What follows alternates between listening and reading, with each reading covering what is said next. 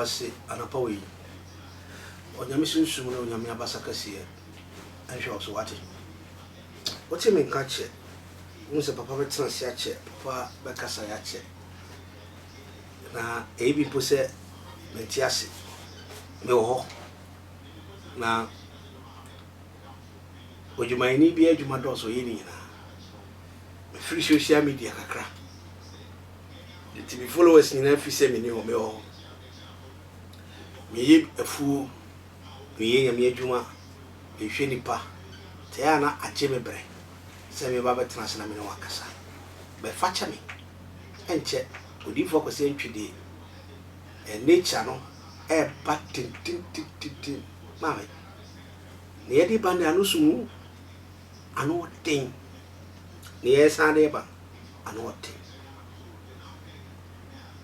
kamino ka se na ne si e sha se ba bibi obo mu oni se mfidie ne yedi kwaya adwuma no se mfidie no enti apo a yintimi nko mame ne ameka se me ndi odifo ko se ntwi me da sa for God's revelation ministry no me ba jo asafu yi be watch mine ana me da me hwefo enye me dia na wa wo hwe me a wo se wa ye mfumsu nti unsum nya me bia na se bibia sinti wa pa aba no sorry but no one is perfect. The 3 things I need to give you: don't reveal your secret, don't talk too much, love one another. You are a very powerful person. Roho me ko enim aya na nyama bi wa ya na me pese me kasa ho ezuwe de mama fa futu kakra mra bonten emani pa bi a wo hwodi fo abaten ye nua ba ma Nicholas Omane Acheampon papa ya sabi aburu sabi nyaado wapono ho ane mena se nyina ye ko te se aboa kurukuru Nicholas Omane Acheampon to tapite ku moma sinkofa ne awase de mra no sa kwa no osa bebo nyum adaka oni ampon bebo nyum adaka waya de bi na mati ne ho yaw na ebia nya benko na madi ne ho yaw ti se me hu se de wo ye no osene ne dachi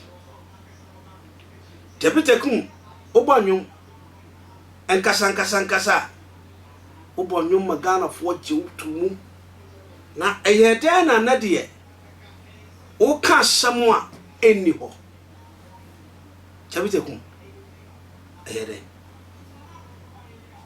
sabi wo kwan se wo kire wadwene but unni kwan se wo attack you bi politics me yin atwum I want to be rare me na me wendi MPP and na me free MPP abendisi but eno ye me opinion sa no bi me ka se me wendi si me free akwa MPP e will be your opinion but opo pitin wura mu pe na wato mra abranje mama ka se benjiro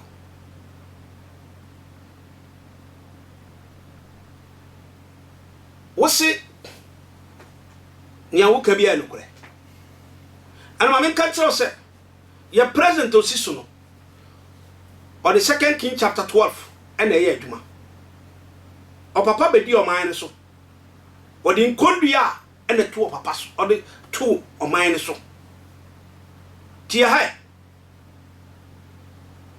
If you want to see the prophecy will repeat itself for me chao obi a hwe bia fa Bible nyago bo Bible wo ho bia 2nd Kings no 12 no one go in man tia how 2nd Kings tia ha se Nicholas Omane Acheampon wodi nyame kan ne tonnwom anka abranche won kopo ho papa anka won kopo ho wo po ho ama o menase ayese kurokuro a sabi wadare ni komu ayeko babo na hifo na ya twro se anwomtofo mpo mo ho Cratchik in Gamma, Mema Nicolas Omane Acheampon, and some free. 2 Kings chapter 12, verse 1 going. 1 going. In the 7th year, in the 7th year, how of Jehu, he began to reign. Obeti Omane so. And 40 years he resigned. 40 years or resigned in Jerusalem. In Jerusalem. His mother was Bathsheba. Tiasio, nani ma many Bathsheba.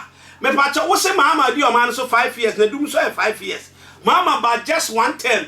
So who can you obey vice president? 1 term. And a basso omedi omampani efri mu ko. And Joash, he did that which was right in the sight of the Lord. Tio, mama enye ni pe anodi fisuo ne ho be about time. Na so na ne o ye ne ewo ni pani so a eye anyonyam ate. Arante tepitekum. Into wo so jam ye ni. Asofo afra won so adam no wani mie ye. Omu nim twere no. Omu nim nyame asam. Na ka wa po ho ama omu nim ayete se kurokuro, abo kurokuro ne se ne minimu no.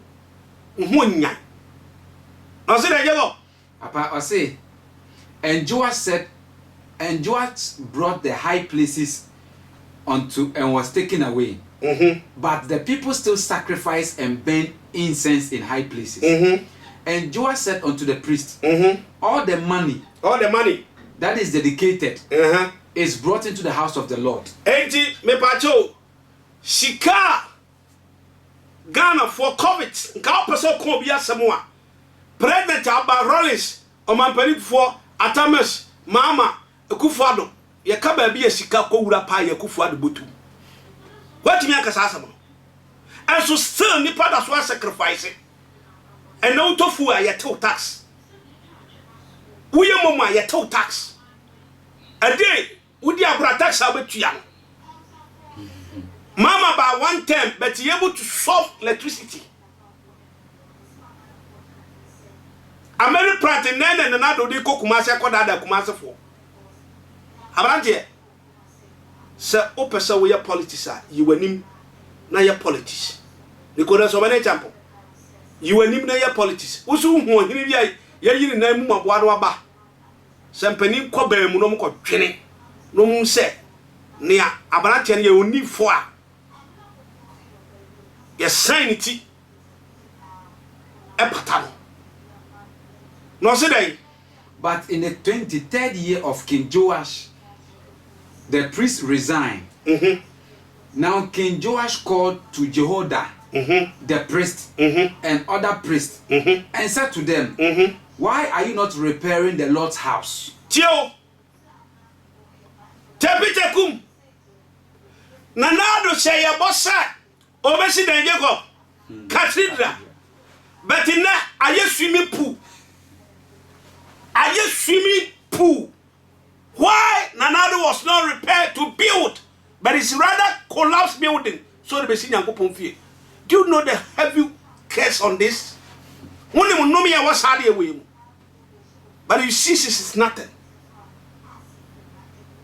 Anu ne nyame ahwe ho de mama samba bi ba mai inteskoko obi adum ti tufamu ba de kasa nyansa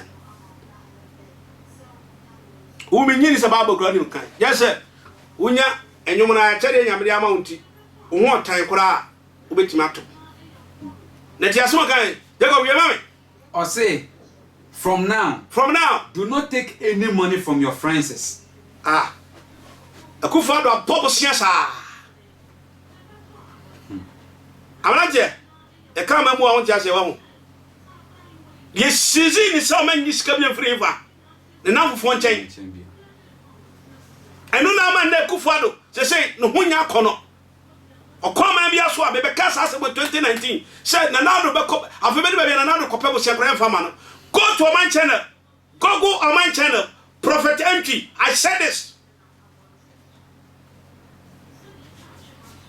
And now da if you fresh sonny at senia 7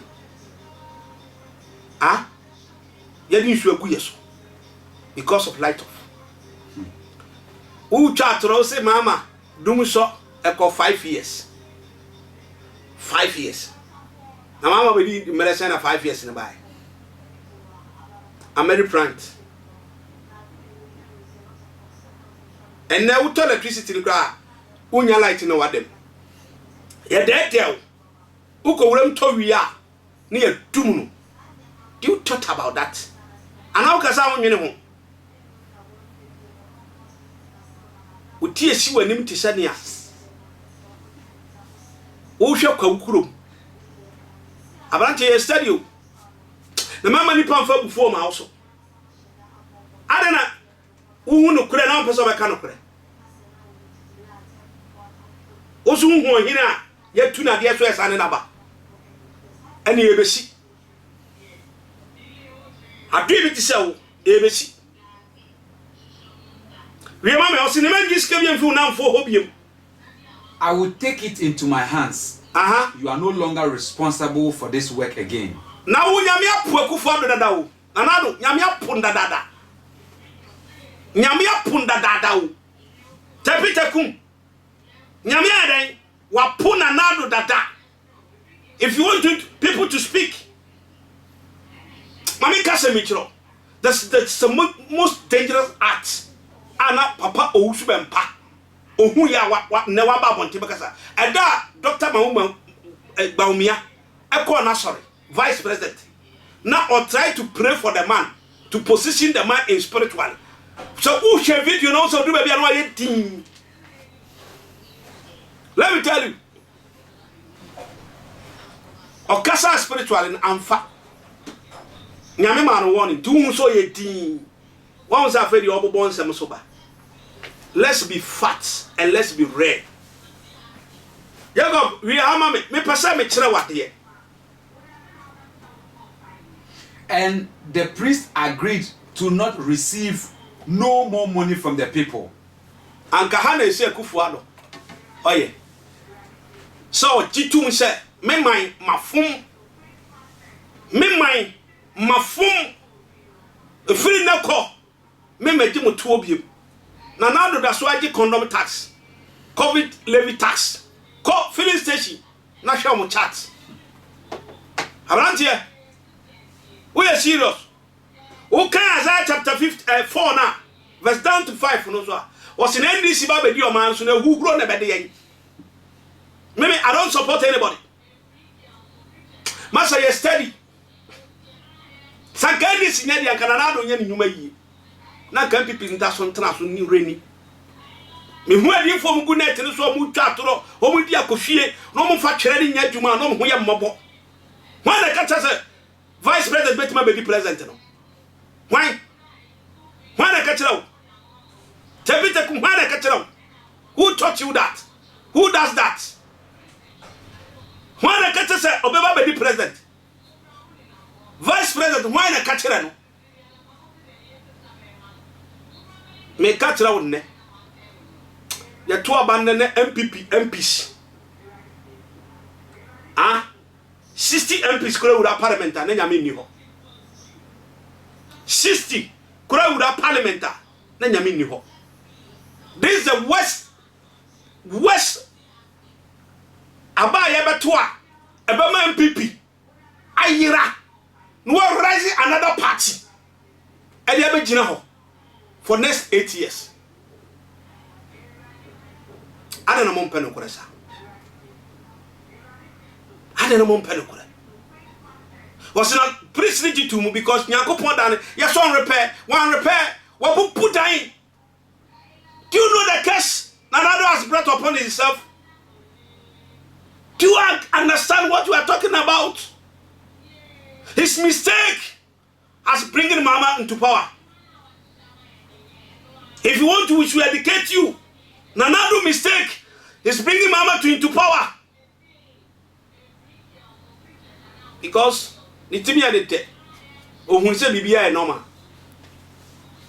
tabitakum we a joker arabo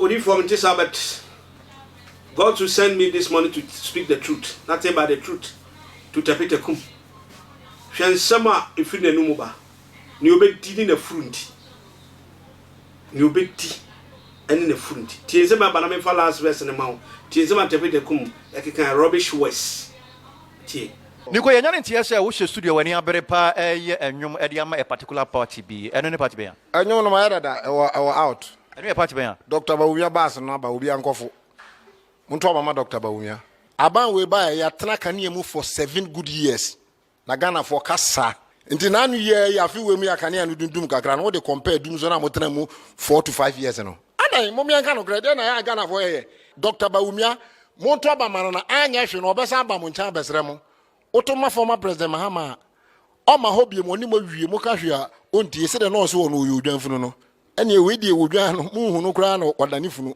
ye to obeti former president Mahama se na mo se Ghana eden nti na mo to obeti ano se mo beto abama no se eden no na mo san akofa chale mo mi anka no kra na yan se sa de o ma no ba akofo de a mo to abama nipa foforo enye obi a waba ohina ya woro ne mpaboa no mo san fa no ma that's it. Orofo, just put your comments.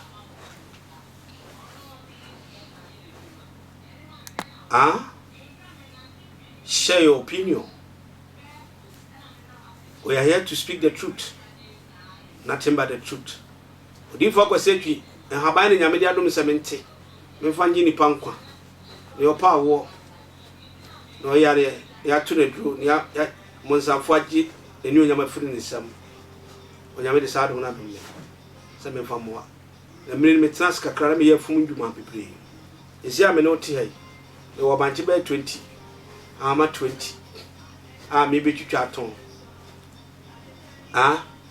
so for be a wo hwe me pacho sori ye fu madwuma aka ho na ye komti na tapitakum akoto nyuma ma Bawumia ne obedi nti ngontimi nka no kore nso so ya ahenni ne mu ho aba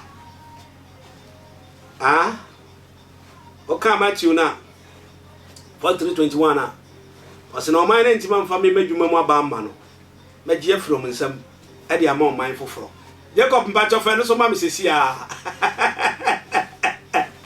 hey ha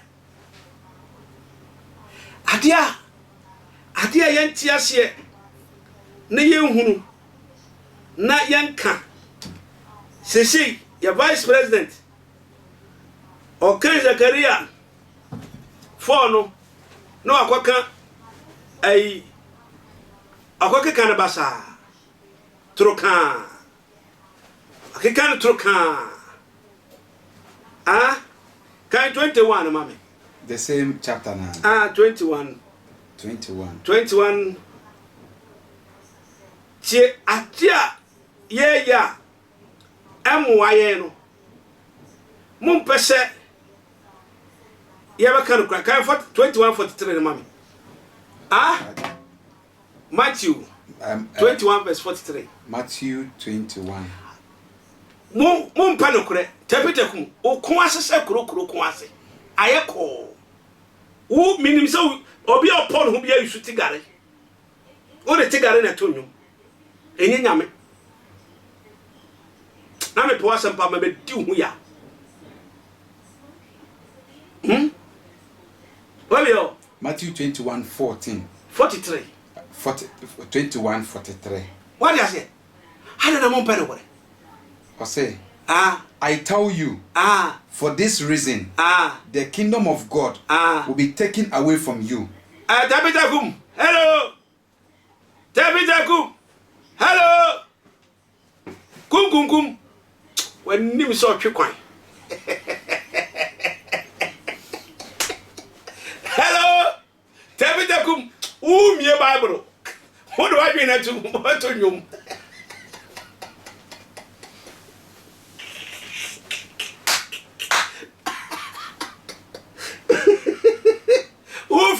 prophet banokobio and what did you want who you are who's be power and I say one and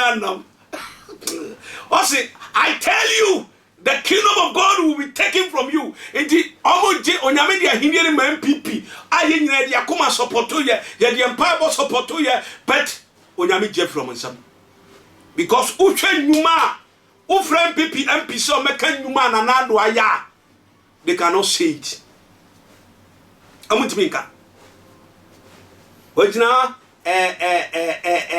Omo 5 pe bodare e interview hwan man yo free Kumasi some aduma kuba fios hwan almost just 5 wenti mi amo ongoing kwa na tapita kum but it take up sisumo or say I tell you me kanu kura chirawo for this reason me say say the kingdom of God that ahiniye no will be taken away from you ya ba gia fra people and given to a people who produce amo de ma MP NDC na mama na wo so ye tani no ye tunu wade so no obesan ba fa ko Ghana fo hu no kure Ghana fo hu no kure adena tapita kun ugu hu ni mase na mani pa ba twetwe ade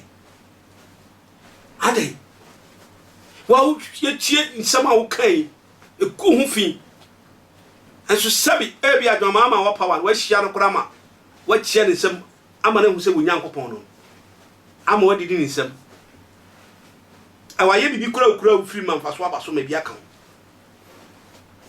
mayen kan Kumasi project nko kwa yi block mama ma 13 pieces wo Kumasi say what hospital former say hospital and one can dey market name them na for MPP for so mabu bomo de o meka se covid nti yentimi anya hwe covid nti yentimi anya hwe free education o Omane Acheampon omakọ free education bi unim krono achichafo ne bo school ha ane nkwahye mu dia free education no me second born ekono I spend 10,000 first born kon I spend 8,000 ujina ba tobooks nyina me nkase na do tobooks mame say if you able to spend 10,000 nyama mojin unnecessary things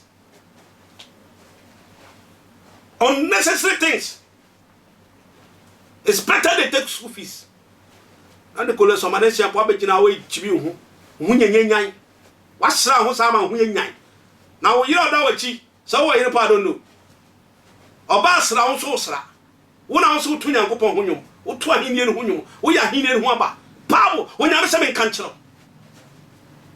mi mu aten ba mi yi waten me kan onim no kwase no panim ka Proverbs chapter 6 was nyansa acquire knowledge Ghana ayafu obi asori a noka aka wa to ahenni ne ho nwom wo kan kura ahenni ne ho so what me kan kura se wa ahenni ne ho de ba be kan nukure mu nukure wa ahenni ne ho akere wo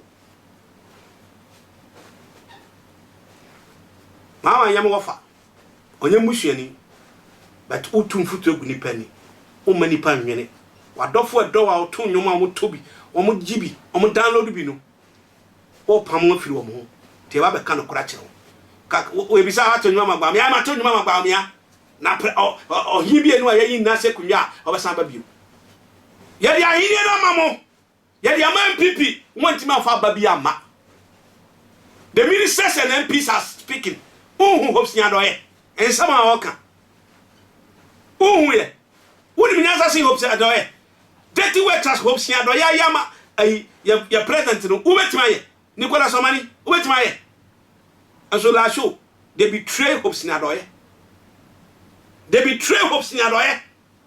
damn fucking shit baby what anas wanyekum Nicolas Omane show boy na show won say oba pon ho so po wo tonku pokre oba so topokre why you so wicked evil spirit take you repair ya sika nya obedinti udi obi bampe wanye fe ka de kan say ndi si aban o kan ndi si aban mo obi adim woni hopes adoye give to say kun woni sacrifice why am MPP ya papa alantojo chamante woni sacrifice why am MPP na ade akoto nyum ba ko pa pese ni penyi hu se wato nyuma ma ko jampon obo nyuma MPP fo no ohun se e kutia no obedi di one term abalate Ghana mrewafo watu amu asen e de akekere ba omie ni image the pictures nti hanho ene aban we ama nipa ya akromfo omo tubotum kom di nipa chese unua bu nipa ansa wanya bi atiti